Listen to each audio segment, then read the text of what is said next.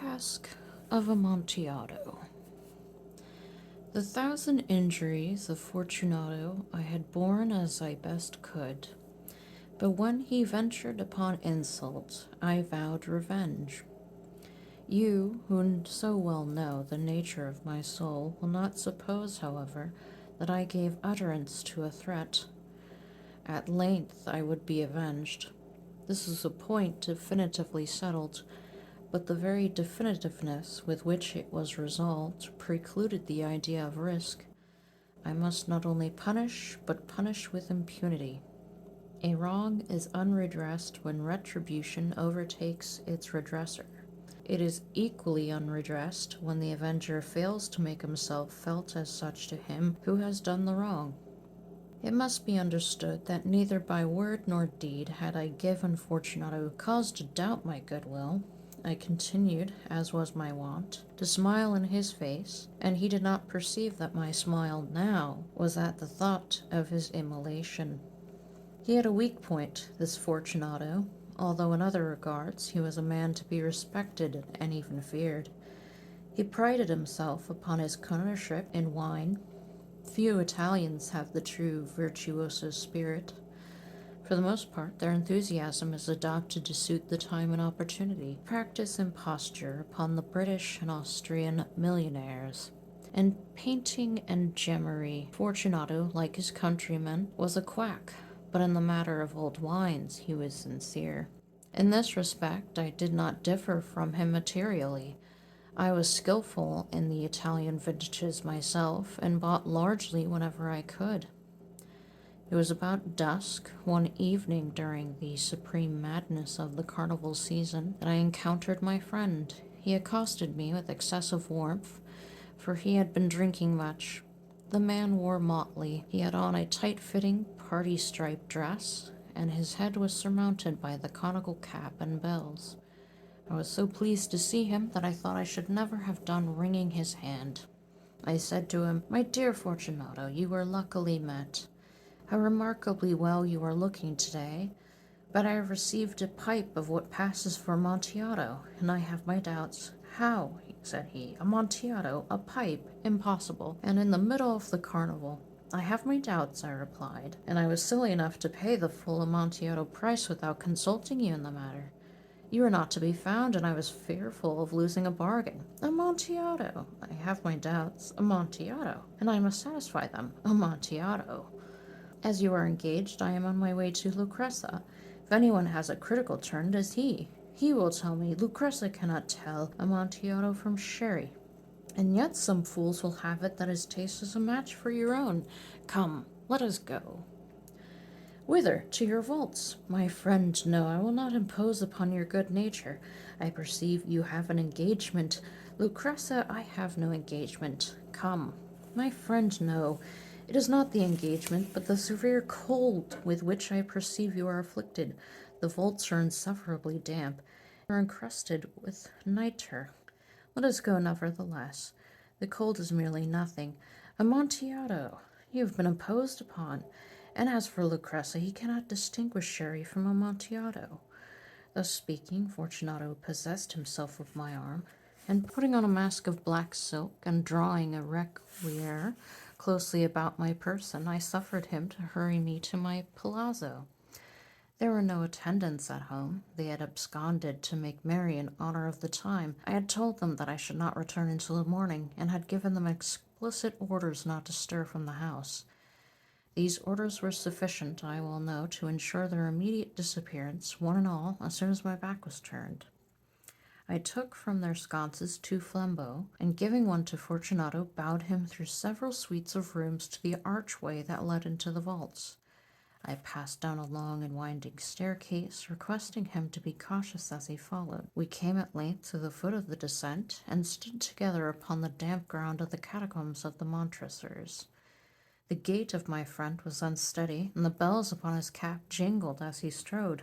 "The pipe," said he. "It is farther on," said I, "but observe the white web-work which gleams from these cavern walls." He turned towards me, and looked into my eyes with 2 filmy orbs that distilled the rheum of intoxication. "Nitre?" he asked at length.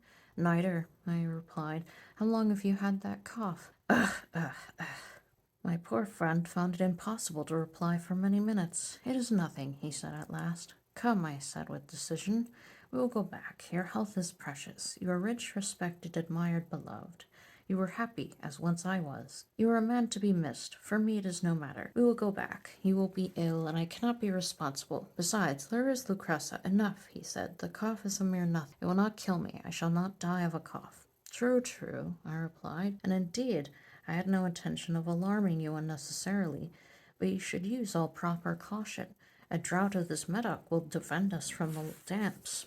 Here I knocked off the neck of a bottle, which I drew from a long row of its fellows that lay upon the mould.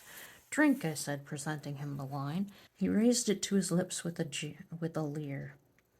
He paused and nodded to me familiarly, while his bells jingled. I drink, he said, to be buried that repose around us, and I to your long life. He again took my arm, and we proceeded. These vaults, he said, are extensive. The Montresors, I replied, were a great and numerous family. I forget your arms. A huge human foot d'or, and a field azure, foot crushes a serpent rampant, whose fangs are embedded in the heel. And the motto? No one challenges me with impunity. Good, he said. The wine sparkled in his eyes, and the bells jingled. My own fancy grew warm with the medoc. We had passed through long walls of piled skeletons, with casks and puncheons intermingling, into the innermost recesses of the catacombs. I paused again, and this time I made bold to seize Fortunato by an arm above the elbow. The nitre, I said, see, it increases. It hangs like moss upon the vaults, where you below the river's bed. The drops of moisture trickle among the bones. Come, we will go back ere it is too late. Your cough, it is nothing, he said. Let us go on. But first, another draught of the medoc. I broke and reached him a flagon of de Grava. He emptied it at a breath. His eyes flashed with a fierce light. He laughed and threw the bottle upwards with a gesticulation I did not understand. I looked at him in surprise. He repeated the movement, a grotesque one. You do not comprehend, he said. Not I replied. Then you are not of the Brotherhood. How? You are not of the Masons. Yes, yes, I said. Yes, yes. You? Impossible. A Mason? A Mason, I replied. A sign, he said. A sign. It is this, I answered, producing from beneath the folds of my requiere a trowel. You jest, he exclaimed, recoiling a few paces. But let us proceed to the Amontillado. Be it so, I said, replacing the tool beneath the cloak and again offering him my arm. He leaned upon it heavily. We continued our route in search of the Amontillado. We passed through a range of low arches, descended, passed on, and descending again, arrived at a deep crypt in which the foulness of the air caused our flambeaux rather to glow than flame. At the most remote end of the crypt there appeared another less spacious. Its walls had been lined with human remains, piled to the vault overhead in the fashion of the great catacombs of Paris. 3 sides of this interior crypt were still ornamented in this manner. From the 4th side the bones had been thrown down and lay promiscuously upon the earth, forming at one point a mound of some size. Within the wall thus exposed by the displacing of the bones, we perceived a still interior crypt or recess, in depth about 4 feet, in width 3, in height 6 or 7. It seemed to have been constructed for no especial use within itself, but forms merely the interval between 2 of the colossal supports of the roof of the catacombs, and was backed by one of their circumscribing walls of solid granite. It was in vain that Fortunato, uplifting his dull torch, endeavored to pry into the depth of the recess. Its termination the feeble light did not enable us to see. Proceed, I said. Herein is the Amontillado. As for Lucrezia, he is an ignoramus, interrupted my friend, as he stepped unsteadily forward, while I followed immediately at his heels.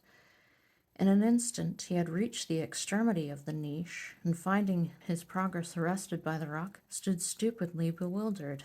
A moment more, and I had fettered him to the granite.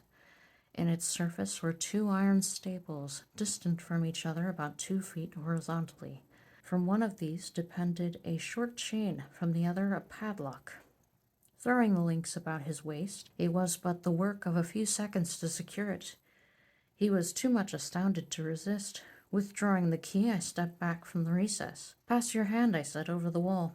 You cannot help feeling the nitre. Indeed, it is very damp. Once more, let me implore you to return. No? Then I must positively leave you. But I must first render you all the little attentions in my power. The Amontillado! Ejaculated my friend, not yet recovered from his astonishment. True, I replied, the Amontillado. As I said these words, I busied myself among the pile of bones of which I have before spoken. Throwing them aside, I soon uncovered a quantity of building stone and mortar. With these materials, and with the aid of my trowel, I began vigorously to wall up the entrance of the niche. I had scarcely laid the first tier of the masonry when I discovered that the intoxication of Fortunato had in great measure worn off. The earliest indication I had of this was a low moaning cry from the depth of the recess. It was not the cry of a drunken man. There was then a long and obstinate silence. I laid the second tier, and the third, and the fourth, and then I heard the furious vibration of the chain. The noise lasted for several minutes, during which, that I might hearken to it with the more satisfaction, I ceased my labors and sat down upon the bones. When at last the clanking subsided, I resumed the trowel and finished without interruption the fifth, the sixth, and the seventh tier. The wall was now nearly upon a level with my breast. I again paused, and holding the flambeau over the mason work, threw a few feeble rays upon the figure within. A succession of loud and shrill screams, bursting suddenly from the throat of the chained form, seemed to thrust me violently back. For a brief moment I hesitated. I trembled. Unsheathing my rapier, I began to grope with it about the recess, but the thought of an instant reassured me. I placed my hand upon the solid fabric of the catacombs and felt satisfied. I reapproached the wall. I replied to the yells of him who clamored. I re-echoed, I aided, I surpassed them in volume and in strength.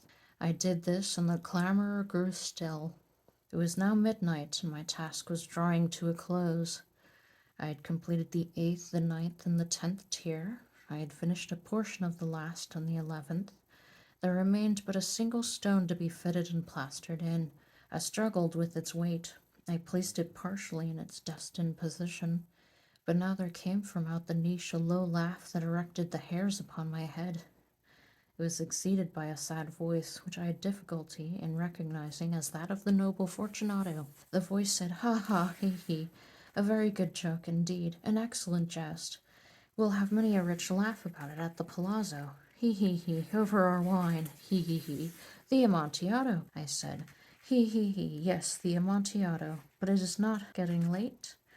Will not they be awaiting us at the palazzo, the Lady Fortunato and the rest? Let us be gone. Yes, I said, let us be gone. For the love of God, Montresor. Yes, I said, for the love of God. But to these words I hearkened in vain for reply. I grew impatient. I called aloud. Fortunato? No answer. I called again. Fortunato. No answer still. I thrust a torch through the remaining aperture and let it fall within. There came forth in return only a jingling of the bells. My heart grew sick. It was the dampness of the catacombs that made it so. I hastened to make an end of my labor. I forced the last stone into its position. I plastered it up. Against the new masonry I re-erected the old rampart of bones. For the half of a century no mortal has disturbed them. May he rest in peace.